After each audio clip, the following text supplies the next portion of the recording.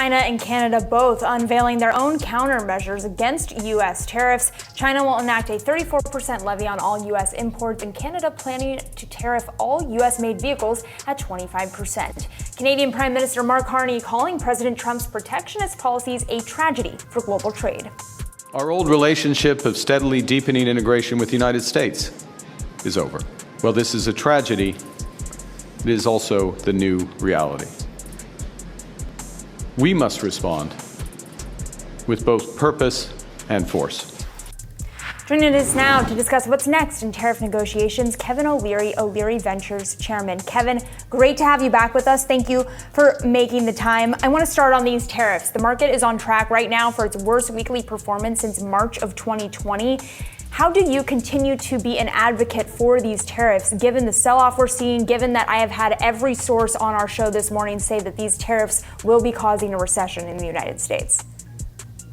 They don't know that yet. They don't know how long the tariff's going to be on. We've never done this before. We've never taken on the entire globe. Usually it's done in trade agreements with specific countries, such as NAFTA, which was Canada and Mexico, or a European Union situation. This is unique, over 60 countries. Now, there's two aspects to these tariffs. Number one is reciprocality against tariffs from one country to another based on products and services that are specific. So if you're charging a 20% tariff in India, it's going to be reciprocated in the United States. And those go away pretty quickly. That actually leads to fair trade. The more complex aspect of these negotiations are around the idea of trade imbalances. And so when you put on tariffs to try and fix trade imbalance, it's difficult because the largest economy on earth is the United States. So really you're starting a behemoth negotiation, and it's happening in every country. You highlighted Canada, but you might as well talk about Britain or even Switzerland, where I am right now, where they have over 30% tariffs imposed 48 hours ago.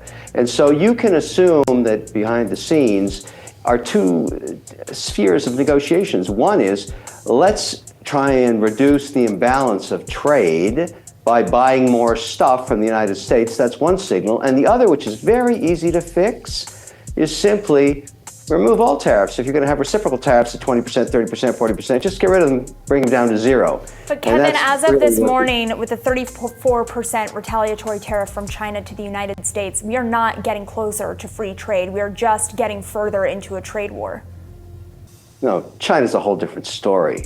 This isn't about trade war with China. This is about leveling the playing field on a wide range of issues, including IP law, access to business, access to courts, being compliant with U.S. regulations on securities. There is a laundry list of grievances with China that have been around since they joined the WTO. And none of the administrations previously have ever dealt with China. So why are tariffs the right way? Dealt with for the first time. So this has nothing to do with just tariffs. I mean, right now I can't litigate. That's the tool that the administration is using. Why are tariffs the correct tool if, to your point, these have nothing to do with tariffs? What tool do you suggest they do when nothing else has worked? I'm not the president. It's not my job. Well, exactly. So let him do his work. China's different than all the other countries. But it's not China working, has to be dealt with. Look, I'm having lots of problems with China, as are millions of other companies in the United States that try to do business there. They do not play by the rules. They're going to have to start doing it pretty soon. That's a different conversation. You want to talk about the markets correcting? Yes, they are. By the way, markets correct every 18 months up to 20%. You're watching it happen right now. It's not pleasant. You can't blame just the tariffs for this. These have been very expensive markets now for almost 18 months. Now they're having a correction. I think what matters is this a recession signal, yes or no? And how long will these tariffs be on? I would say 50% of these tariffs across these 60 countries will be negotiated pretty quickly, including the Canadian situation you made details on. Canada's different because they're in the middle of an election. Carney's not an elected official. He has no mandate from the Canadian people. He's just an interim prime minister when they threw out Justin Trudeau a few weeks ago. He's got to get elected first, so he's going to say anything he possibly can to try and distract Canadian voters from the fact that his party bankrupt the country. 25% of Canadians live in poverty. They have had no GDP growth for 10 years. There's no investment capital in Canada anymore, and the dollar's lost 41% of its value. Canadians can't go to the United States because they can't afford it under Carney's leadership in his party. So those are different issues too. There's a lot of things going on at the same time. A lot of things that economists tell me are not fixable via tariffs, but I am curious from your perspective then, why do you think that we are moving towards a negotiation where these tariffs are not going to be as bad as they seem right now, at least for financial markets? What is it that gives you confidence that there is going to be a negotiation reached? Because there's a good reason to do it. I mean, you got to distinguish the noise versus the signal. I've said this countless times about Trump. Let's take the Canadian situation, which we've been talking about. If you combine those economies, I'm not saying buying the country, but if you combine the economies, which seems impossible to do given the rhetoric and what's going on right now, but the truth is, the signal is it would be much stronger against China if there were no tariffs between Canada and the United States and they had a common currency and they protected the northern border, not the 49th parallel.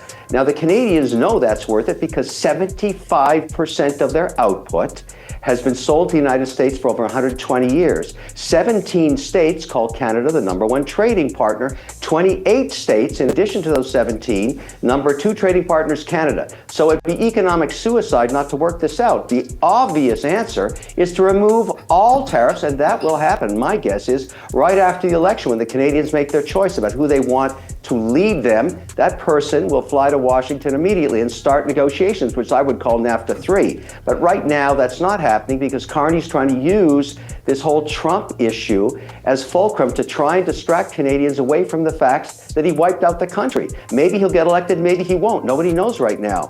But nothing's going to happen on the Canadian situation until the election's over in just over 5 weeks. So let's talk about the Canadian citizen reaction, because we've already seen evidence of Canadian citizens boycotting American products. We've heard from CEOs that they are concerned about that, even airline CEOs and the governor of New York being concerned about Canadians not wanting to travel to the United States. Are you getting that pushback from your fellow citizens in Canada? No. You can understand if you've got the froth and rhetoric around an election cycle why you would get some of that. And some Canadians are unhappy, there's no question about it, but Canadians are not stupid. They understand the economic advantage of working and selling to the United States and having no tariff whatsoever. The behemoth economy is a golden jewel of an idea, and everybody gets that joke. Americans do not hate Canadians. Canadians do not hate Americans. Politicians have lots of rhetoric when they're trying to get elected. That's what they're doing here. All of this will pass too.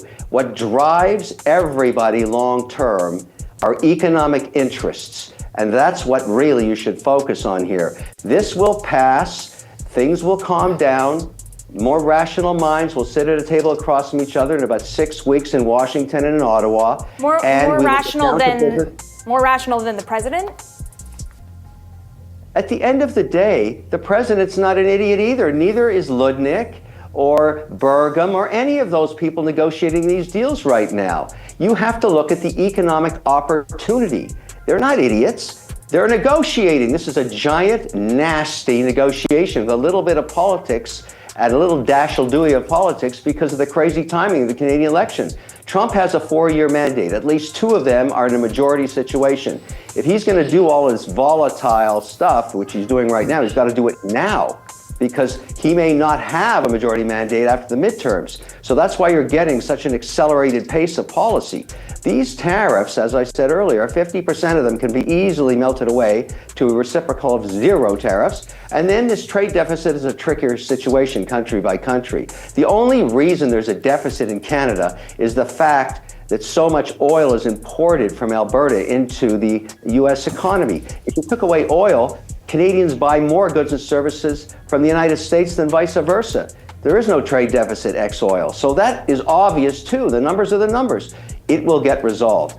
And I think calmer minds will prevail after the election is over in Canada. Kevin, This is a classic exchange of a paid employee versus an entrepreneur with real world experience in an exchange or debate on the topic of tariffs and how the markets respond to tariffs. As you can see, Kevin O'Leary, the entrepreneur, has a more sophisticated understanding of tariffs and marketplace profits. It's real simple, guys. If you agree with the journalist, comment news below. And if you agree with Kevin O'Leary, the entrepreneur, comment money below. Stay blessed.